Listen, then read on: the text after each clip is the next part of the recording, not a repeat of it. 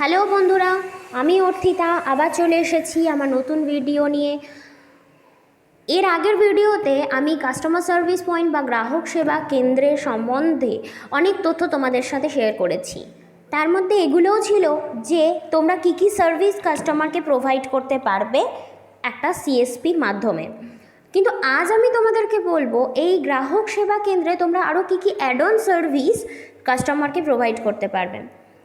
সেগুলো হচ্ছে Aadhaar card rectification, warranty extend, loan, insurance, রেলের ticket booking, hotel booking, GST billing, এই জাতীয় সমস্ত কাজই তোমরা এখন একটা ঘরে বসে দিতে পারো কাস্টমারকে।